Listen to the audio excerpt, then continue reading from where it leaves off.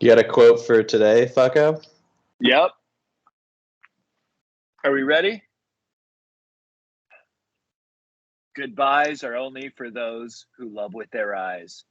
Because for those who love with heart and soul, there is no such thing as separation. Ladies and gentlemen, welcome to one of Real Madrid's darkest episodes of El Clasico Podcastico.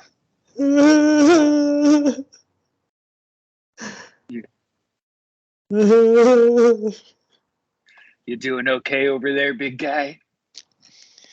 Big guy's gone. He's gone forever.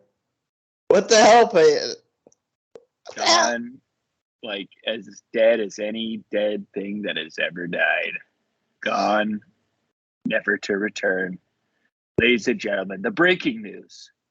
No. As of today, it is No. official.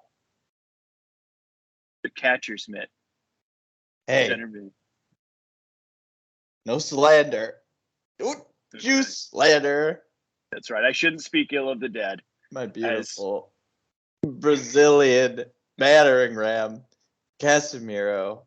All-time, I'm saying it, all-time greatest central defensive midfielder. You go through Fernando Hierro, maybe. Claude Makelele, maybe. I don't think any were as great. Had the titles, the silverware, the stats as one. Casemiro, the Brazilian beauty. The titles, the build, the size, the speed, the lust for money. Nobody has it quite like Casemiro. Okay, so if you listened to our last episode, and judging by the numbers, you didn't. So we'll just rehash. I said, we brought it up. It was a rumor at the time. One of those articles you see a lot. Big name, blank, is linked to Manchester United. Usually you go, this is a PR stunt for Manchester United to make you think like they're actually doing something about their, what would you call the team? Dumpster fire doesn't seem quite dire enough. No. Like Chernobyl situation. They're like the rat caught in the dumpster fire in the middle of it. Chernobyl. Imagine you're burning alive of radiation poisoning. That's what I think is happening at Manchester United, who are in last, straight up last place in the Premier League. They're desperate. They're lashing out. They're just grabbing, throwing wads of money at whoever they can. Who's to know that they would probably get, I would say, the ideal player for their team.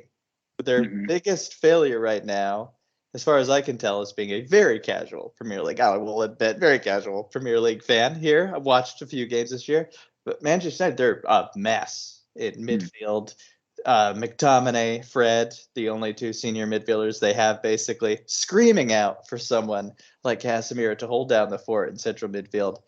He's exactly who they needed. I mean, you can look at all the numbers, the titles. He's won 18 titles with Real Madrid. I got the numbers down here. 589 tackles over the last 5 years. That's top 5 leagues combined, plus Champions League, plus Europa League. That's the best of anyone. Interestingly, guess who's in fourth on that list? Busquets? I don't know. Yep. So some familiar names up there, also like Benjamin Andre of Lille. So, you take each individual stat with a grain of salt. But I might throw in the 5 Champions Leagues as well, the 3 La Liga titles. The way he always protected his guys, I'll never forget. Quarterfinal against Liverpool. Benz got fucking first minute. Andy Robertson fully on, like a ankle breaking tackle. I was so scared that he was seriously injured. And then Casemiro absolutely fucking decks Robertson about 30 minutes later. Iconic moment. And that's what he was known for, right? He would never back down from a fight. Of all of his stats, his 336 appearances, his 31 goals, 29 assists, I'll remember the 92 yellow cards. Because that's really what his identity was for this team. He was the guy who he'll face up. Yep. If another team was shot. Like, what? I'm sorry. A fantastic teammate. I mean, in hockey, you need one of these on every team. It's called an enforcer or a goon. You need someone that's going to keep the other team in check when they're targeting your most talented and most prolific scorers on your team. You know the defenders are coming for them, but now you know they got to think twice because there is a ball running back and forth the middle of the field. Also, he would. I've never seen anybody get more lucky not getting a second yellow card. Yep. It's a weird kind of ineffable skill. Like, I don't even know how to describe why he was good at it.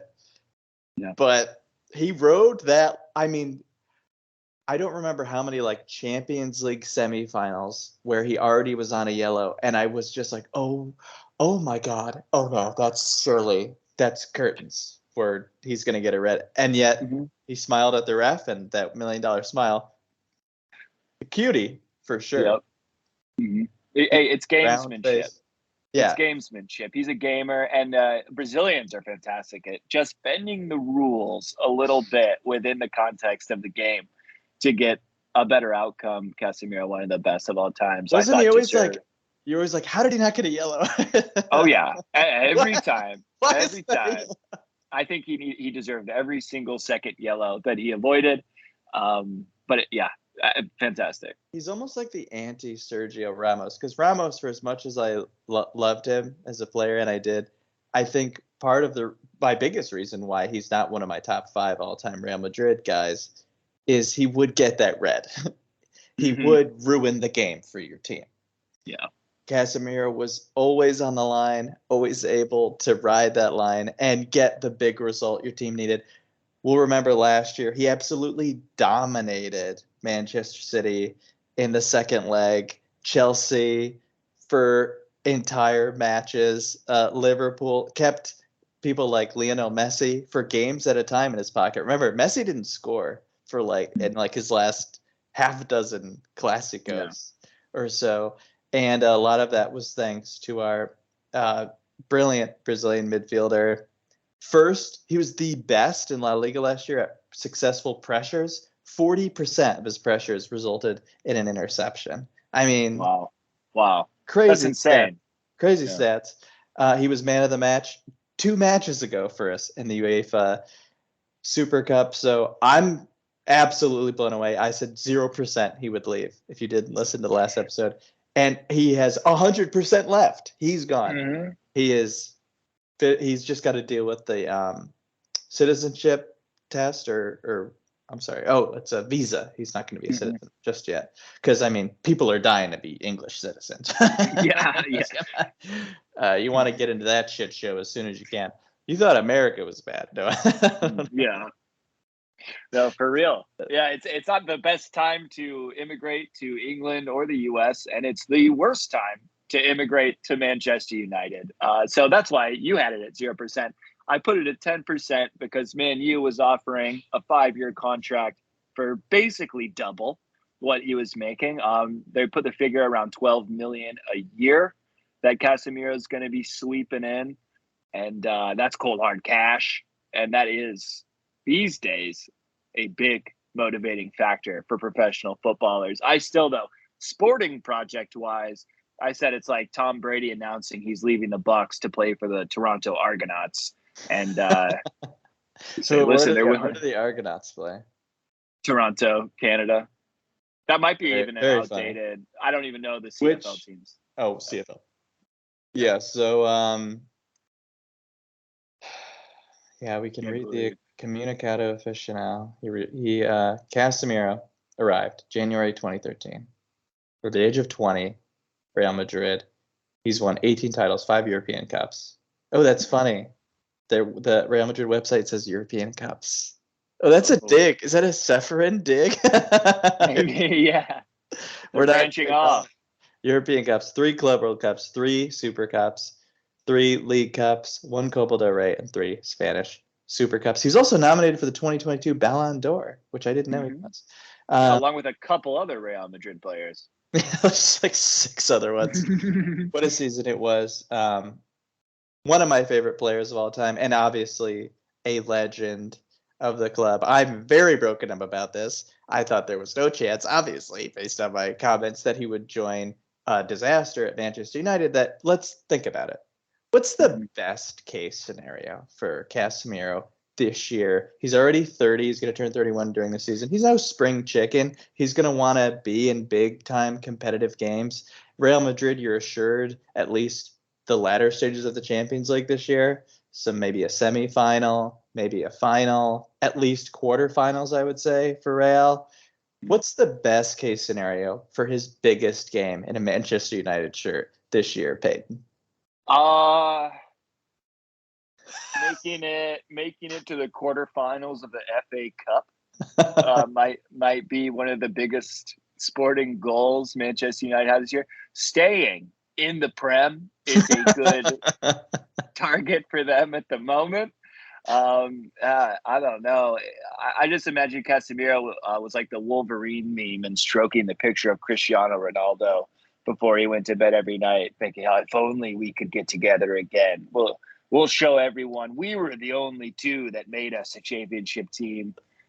Screw everyone else in the locker room," which is the motto of Manchester United. Okay, coming in hot this podcast. Yeah, man. What a weird. So just professionally, this is just such a weird shift from the top of the game to the bottom of the game, basically. I mean, a big club in disgrace. You can't. The definition of big club in disgrace. There's just a picture of the Glazers. I mean. Well, if the Glazers for now, but we do have one big bidder that is throwing his hat in the ring to take over the reins at Manchester United as owner. But they have to want to sell. That's true, but you know how when Bill Gates got married, he went along the beach in Hawaii, 5 houses in a row, and just went up to the owner of each house and said, "I'm going to make you an offer for this house that you will have to accept." And I think we could be seeing a similar situation with Elon Musk taking over Manchester United. What an ass clown. And yet he can't even be worse than the Glazers, who basically views Manchester United as their personal debt collector. They just load it up with shit. They bought the club with money they did not have. Yes, it's called a leveraged buyout. Yes. Yeah. It's called a leveraged buyout. And for anyone who doesn't know finance term, just imagine the grossest person you know, like a criminal. Imagine a criminal, if you will, buying your small business. And then basically levying a tax on you to keep your business running. Some might call this the mob. Let's say Bernie Madoff approaches your laundromat, right, and says, "I need this." For all intents and purposes, is a good analogy for Joel and Avram Glazer, legal mobsters, because that's essentially what they've done to Manchester United. They owed a bunch of people a bunch of money, and they just said, "How about if Manchester United owes you that money?" That's so crazy. They're white collar criminals, but they get away with it because that's how the world works. And I'm sorry that Casemiro is going there and will be paid in, I don't know, loan coupons. I'm not sure what Manchester United pays their players with. But listen, we don't have the cash for you this week, but we do have a gift card to Dave & Buster's. It's a good time. I've never been to just to hold you over. Well, in honor of our fallen destroyer, I have some absinthe here. Oh, nice. Like a good Casemiro tackle, will probably leave me not knowing where I am or what game I'm playing. Casemiro and the end of an era. And to reiterate the quote from the start of the podcast, Goodbyes are only for those who love with their eyes, because for those who love with heart and soul, there is no such thing as separation. From the Islamic prophet Rumi. I always It's have home. Casemiro right here Mm-hmm. in my art on the club crest. He's ineffably and inexorably connected to the legacy of Real Madrid, and I'll never forget him. His timeline is basically exact with when I became a fan. We loaned him out to Porto in 2014, 2015. So does that Champions League count? I don't know. You could say 4 that he was like a key player in, but still, I'm way sadder than honestly, I'm way sadder than I thought. I just didn't really think of it, and you don't know until it happens, and it's a real blow. So we'll see how we manage to replace him. But I think the rational bet would be there's no real replacement for someone who's been arguably the best central defensive midfielder in Europe for the last 8 or so years. You could throw Conte in there, but I'm pretty sure it would be either or, right? I don't know. From a Barcelona fan's perspective, I'm sure you might throw Sergio's name in there, but it's kind of a different player, right? I don't know. I mean, I think Busquets is a better player overall. And for me, it's hard to distinguish Casemiro from the KCM trio midfield. So it'll be interesting to see how he plays on his own. And it'll be interesting to see the new trio he has in McFredamiro. McTominay, Fred. That's going to be a culture shock. Going from the silky smoothness, Modric and Kroos down to Fred and McTominay, who I don't know if they're doing ball control drills with McTominay, but Jesus Christ, can we get the man to trap a ball? I mean, I don't know what Ten Hag's thinking of there. It's like he's putting together a jigsaw puzzle with different kinds of puzzle pieces. Like, is that a Jenga tile? Is what? That how are these Skittle? supposed to fit together? Yeah, you're dumping gravy on it. What are we playing? I love the maybe somewhat ironic Reddit posts for Manchester United fans being like, "This will unlock Fred. This will unlock Fred. Full potential." I don't know that there's something to unlock, but I wish the best for Casemiro, and I'll be watching Real Madrid West or East. Where's England? West. West. Northwest. Real Madrid North now with 3 of our legends, Varane, who really has had a tough go of it since he's been there. Lots of injuries. Not starting over Harry Maguire. I'm not sure. I'm not so sure about that one. That's just like complete vitriol towards the fan base from the Glazers that they still have Harry Maguire starting in that defense because he's so clearly untalented and unskilled. I do not get it. Not good at anything. He gets beat constantly. He's slow to tackles. He doesn't have the foot speed or decision making. What does he have? He's big in English. Is that why he's still on the team? Yes. Well, let's see Varane restored to the starting lineup. Ronaldo, of course, is still there, even though he doesn't want to be, but nobody wants him. And, of course, Casemiro. So maybe Real Madrid North can secure some Premier League football for them next year. We'll see. That's probably their highest goal. It is true, man. You are putting together a Real Madrid Legends team. Next they'll have Raul. Maybe Zidane. Don puts on a Man U kit. Zidane would probably actually be better than McTominay right now. Pepe would be better than Harry Maguire right now. 41-year-old Pepe. Well, that is the longest we will ever spend talking about Manchester United. So let's move on to the game previews. Mark Valinsky, Real Madrid fan, says goodbye to Casemiro. I am Peyton McCann, Barcelona fan, by the way, joined us with Mark Valinsky, Real Madrid fan, and Casemiro no longer. Yeah, we didn't introduce ourselves. Whatever. Get over it. It's fine. You know who we are. It's in the description. I'm not feeling super charitable this afternoon, but I guess we'll do the game previews. I don't know, Payne. Do you want us to talk about your stupid club or something? Sure, we can talk about my stupid club, Barcelona. Brilliant Blaugranas after our incredibly smart draw to start off the season. 0-0 Rayo Vallecano. That's good. Keep expectations low. Don't give these better teams any film to build on. They cannot game plan. You want to kind of hustle them. Mm-hmm. Exactly. Get him into lull him into a false sense of security, then you pounce with the goals. You just wait, just biding your time. Yes, absolutely. Xavi's going with the Paul Newman hustler approach this season in La Liga.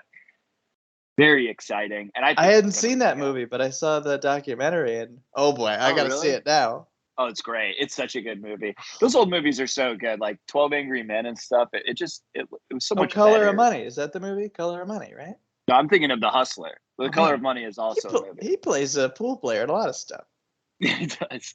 But anyway, Barcelona have a game. Can we talk about Paul Newman? Not now. Just kidding. All right. Get on to it. I'll mute. Old Blue Eyes. Barcelona versus Real Sociedad.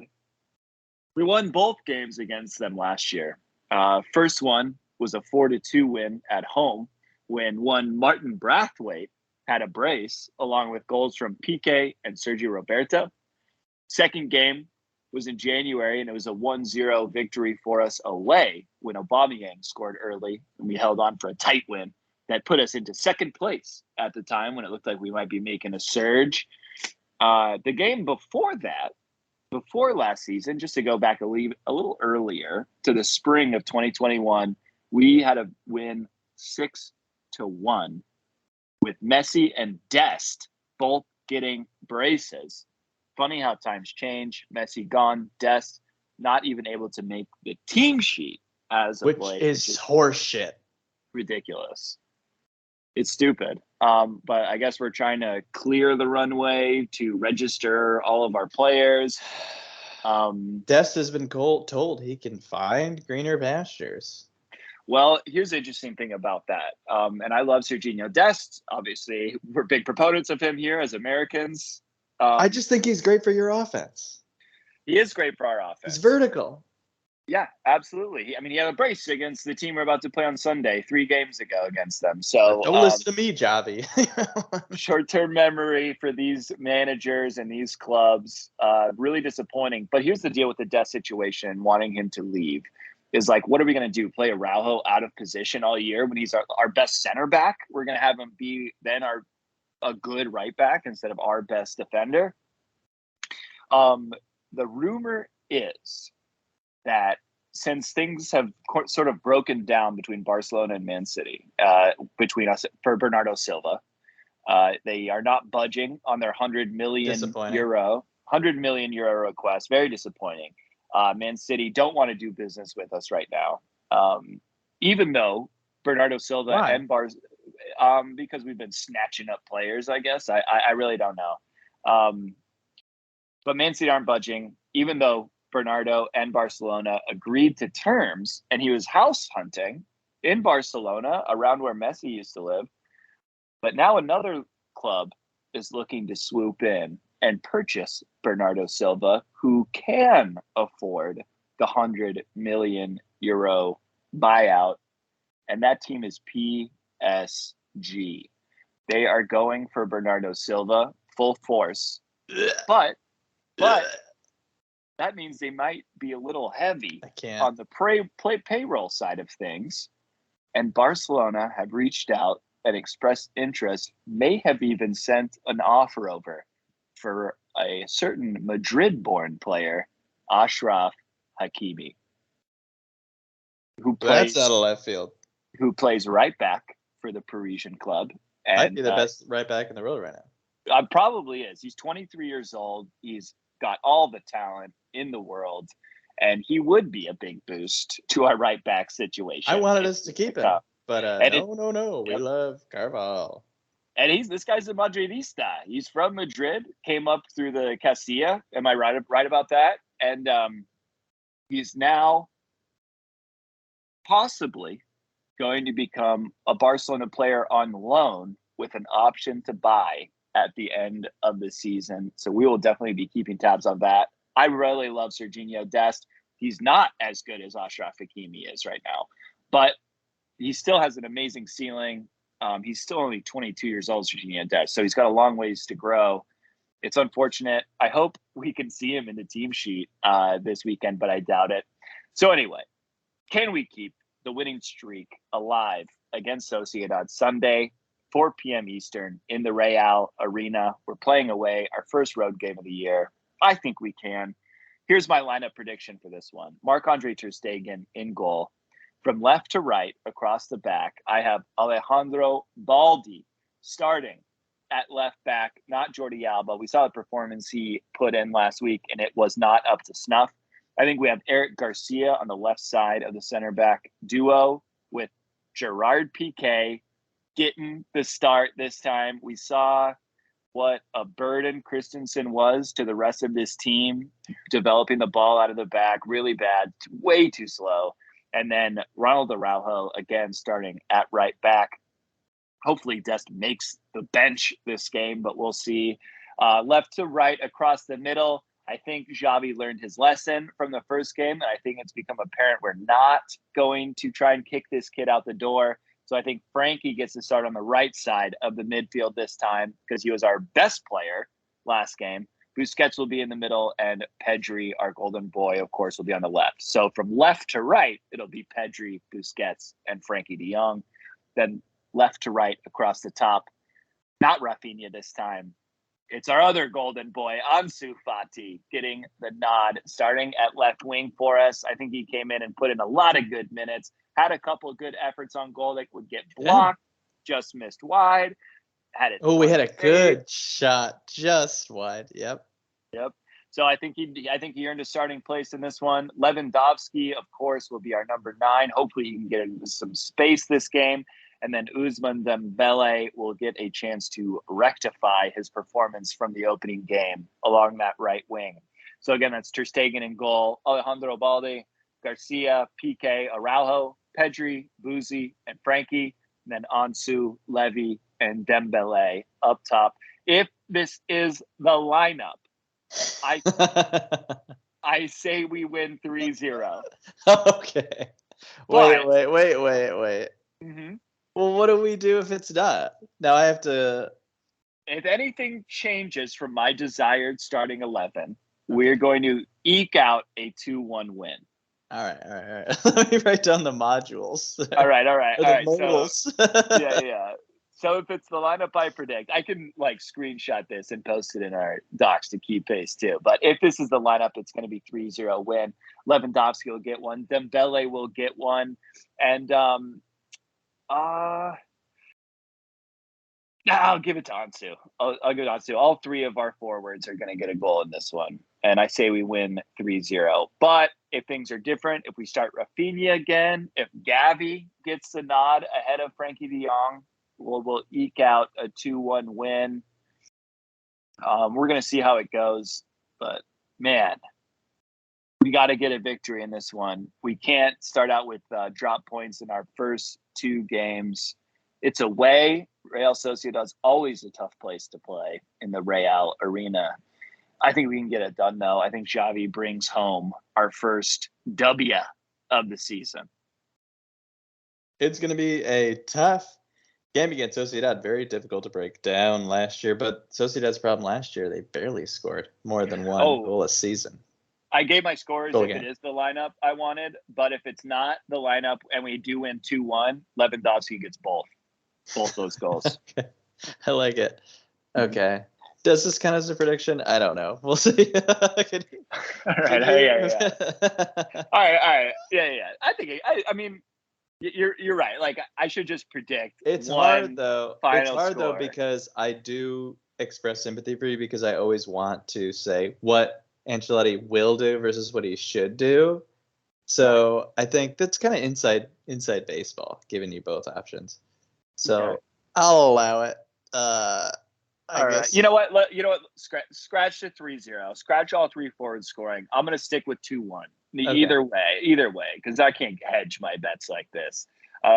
It's right. not. How do we count it? So let's just say 2-1 win, Barcelona. Lewandowski gets a both. He's hungry. He's a hungry Polish boy. That Polish shark's gotta eat. He wants his pierogies, which, by the way, pierogies, as a person whose father is Polish, they're delicious. I love pierogies. I just had some. I just had some a couple days ago from Pierogi Boys here in Brooklyn. Fantastic. Man, we got a lot of great pierogi surveys. Well, you heard it here. Peyton's fearless prediction: 2-1. No hedge. Lewandowski to score twice. He's gonna make quite an impact at La Real Stadium. So we can't wait. When is that game, Peyton? Sunday at 4 p.m. Eastern. Yes. Look out for that. Well, Real Madrid play their first Casemiro-less game in a decade against Celta Vigo at 22 o'clock tomorrow, according to their website, which is 10 p.m. Spanish time, 4 p.m. Eastern. Here we are, 4 o'clock. It's in 21 hours. We can't wait to see how Real Madrid will respond after their first win of the season. I don't know about this one. I don't know. No Cruz got the flu. Cruz got the flu? Carvajal is back, so midfield suddenly thin. It went from very thick to thin. We're down to 4 midfielders, and I think we'll see them all. Modric, Tchouaméni, Camavinga, and Valverde in the center of midfield. Vinny and Benz up top. Rodrigo also out due to muscle fatigue. So that's a loss. We'll see. I think stop fooling around with Mendy. Alaba showed in that first game that he is a nailed-on starter for this team. Ancelotti, he also started like every fucking game last year and was great, except for that one Barcelona game. That's just a little disclaimer I have to throw in every time. He should start at left back. You saw last game, he was in the box more often than he wasn't. You heard the announcers being like, Alaba, I'm not sure which position he's playing, but I think he thinks it's striker. When they were saying that, he was 30 yards outfield when the ball's in the defense. He loves it. And start him in a position where he can run free. Let him contribute to the attack. He's so much more dangerous at left back. I get the impetus to start him at center back. He can spray balls all over the field, but I think he's best used where he doesn't have to worry too much about defense, a la Marcelo in the old days. My favorite ever Real Madrid player. He can get up. Hey, if he wants to spray balls upfield, put him on the left side. Just let him lob them over to Vinny every time. We saw it last year. Some of his best moments against Man City were in that left back position, getting Vinny that assist, that run on goal he had. I mean, yeah, it just makes sense to me. So let's see him at left back. It's like a quarterback throwing the deep ball to a receiver that the receiver doesn't need to catch. He just needs to get to the ball first, and it's locked on for Vinny every time. Yeah, Vinny's gonna outrun whatever schmuck is trying to guard him, even 10 yards ahead, 10 yards behind. So let's see. It don't matter. Let's see him at left back. Militao. Come on, Militao. He was player of this defender of the season for La Liga last year. Let's see his place restored in the starting lineup. Stop screwing around. We'll see Rudiger at the other center back spot. He was a little shaky in the first game, but that's to be expected. And we'll see Dani Carvajal restored, the legendary right back, who I just said we should have gotten rid of for Achraf Hakimi. And we'll see Big Tebow at the back, obviously. And I think Real Madrid win 2-1. We've dialed back. We've dialed it back. Yep. Since the first game, I think I said 5-0 for that first game, but we're dialing it back. But a bit of a reality check from the first week. It's gonna be an emotional game for the boys in white. Although we might be wearing our weird purple away kit. Oh, yeah. I kind of like it. I don't know. It's the color of royalty. Yeah, I liked the solid purple that we beat Juve in the Champions League final. Remember those kits? Those are sharp. Yeah. Those are sharp. I don't know if I like the pleated. What is that? Pleated? They're like Argyle. It's almost like an Argyle. Oh purple yeah. Okay. design, little Yeah. shapes, little like Hmm. squares and diamonds. They're like slanted rhomboids, rhombuses. I What is like it. it? I don't know if it's right, but I'm gonna go with it. That's awesome. We got rhomboids all over the place. And we're playing Celta de Vigo, one of the weird teams in La Liga, and not just because several of their players are under investigation, Hmm. but also because they're one of those teams that is in the lower half of the table. Usually they finished 11th last year, but they like to control the ball. Yeah. So Yeah. Well, and that's part of the reason they took Oscar Mingueza when we offloaded him. Went to Celta de Vigo and was subbed in at the end of the game, and 3 minutes later gave up a penalty that allowed Espanyol to tie the game in the 90th plus eighth minute and steal all 3 points away. Had to settle for the one. Maybe he's learned from his mistake, but that's not a way to endear yourself to the new teammates. oh, thank you, Peyton, for that context on Mm-hmm. their first game of the season. And of course, who scored in that first game? Who else for Celta? Iago Aspas, the man can't be stopped, has 185 goals all time Mm-hmm. for the Galician club. The Sky Blues, based in Vigo, seaside city just north of Portugal on Spain's western Atlantic coast. Kind of an industrial town. I expected like beautiful pictures, and then I looked on Wikipedia, picture of the city center. I don't know, it did look too pretty. I don't But know why, but yeah. hey, that it's a newer city, I guess, kind of industrial. But hey, you got that seaside shot. Looks pretty nice. It look fancy beaches, Mm-hmm. fancy beaches over there in Galicia. And I'd like to go. Yeah, We gotta plan our Spanish trip here, Peyton. absolutely. See our boys in person. Mm-hmm. I agree. We need to get to it. Well, 29,000 fans will get to see this game live at Balaidos. Always a tough place to play. The fans are always super into it. It's a good away crowd, and you know these games are always tougher than you think. So I think we'll just get over the line. I think Vinny will get a breakaway goal early in the game. Mm-hmm. Iago Aspas will claw one back with his little crafty business.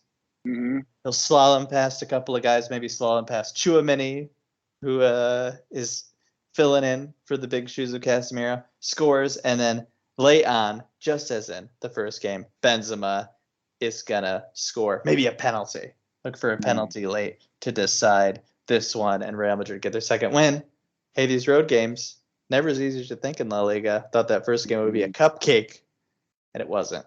Yeah. I hope you get Hernandez as your referee in it. Nope. El Celta Vigo, some of the most underrated jerseys, I think, in the game. I'm a big fan of Celta Vigo. Sky Blues. They got the Love red. it. Yeah, the sky blue, great colors. Sky blue and crimson is a fun combination. Yeah, 2-1 final score. Both of us predicting just small victories, but 3 points nonetheless for the Mm-hmm. El Clasico squads. Yeah, so check it out. We didn't even get to an hour in our happy hour. Should we do anything else? I don't. I don't know.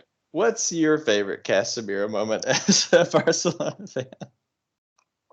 I Do you don't have one? have You a. have I don't have one. I maybe that liked maybe his reaction when Messi scored the game-winning one, 3-2, and Ronaldo's reaction to that as well. Now they can commiserate over that moment together while wearing that deep red. the one where he held his jersey up, Messi. The very, Of very, course. very, very famous one Mm-hmm. that we watched together all those years ago. Fantastic. Beautiful memory That for fucking both of game. us. That was incredible. Incredible. One of my favorite moments as a Barcelona fan, for sure. Loved it. I will note that I have to update a betting line now. I think I should get at least one mulligan since the first betting line is now null and void after week one of the season. I will allow you to keep the Chouamini betting line, which is looking more and more set in stone that he is going to get over 10 starts, but I will adjust Casemiro's yellow card over under, and I will come back with in the episode we do the reviews of this weekend's games with a new betting line for you. That's very charitable of you. I would also accept just I lose the Casemiro one, and I'm probably going to win the Chouamani one. So if you come up, if you feel inspired and you come up with a fun one, that's fine. But also, I'm fine with just I lost it. Or we could technically, I was thinking that he would play with us. Yeah. So I guess you could count that against me for not being having the psychic powers to think that Manchester United, of all fucking teams, would be able to prize away our prized possession. Yeah, no, we could also just track Casemiro's yellow card count while at Man U over the season. Ooh. That's also an option. All right, well, we'll come back to you guys with that. But once again, I want to raise a glass to our brilliant Brazilian midfielder that we've known for over a decade here at El Clasico Podcastico. Cheers and best of luck in Manchester, young man. Good luck on that Titanic crossing the Atlantic. You're going to enjoy the ride. And now I guess I got to watch Man U games. Half of our team's there. It's like buying a ticket to the Titanic mid-sinking. It's like it just calved. Hey, wait, can I still get on that thing? First class for me. Yeah.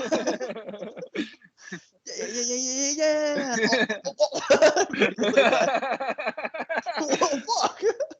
Like the hat waving to the people goodbye. Immediately drowning.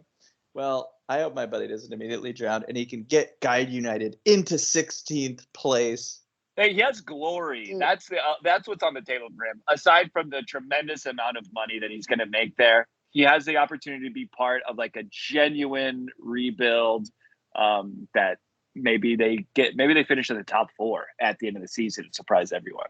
I mean, yeah, if he helps them flip the script, I think that's right. Obviously, Ancelotti said today the reason he's leaving is he's looking for a new challenge. And there's no greater challenge than the absolute mess that is Manchester United. So we'll be watching, and I might have to get my Premier League, my Peacock. I might have to find the Peacock password. Yeah, maybe he's doing the old Neymar. Hey, I can't win the Ballon d'Or while I'm playing for this team. Let me go try my own thing somewhere else. Fascinating. And send us your comments on this amazing episode. All of your suggestions, your predictions for this weekend's games, send us those emails to elclasicopodcastico@gmail.com. Just an email away. Be sure to like and subscribe on all of your streaming platforms. We're on all of them. Oh, yeah. Check us out on YouTube. Please subscribe to our YouTube channel if you're a fan. We truly love you. Follow us on Twitter @ePodcastico. Pierre's into it. Pierre beside you just really perked up. Well, if you're as excited about our content as Peyton's cat, Casemiro, feel free to tell your friends about us. We love doing the podcast for you. We have a blast doing it. We hope you enjoy listening. And until next time, Hala Madrid. And as always, Visca el Barça. I can't do it. I was legit crying earlier, not on this podcast. That was fake, believe it or not. But I literally did cry in real life. Sad. Yeah. I felt the same way when Messi left. Well, whatever. See you next time. Bye.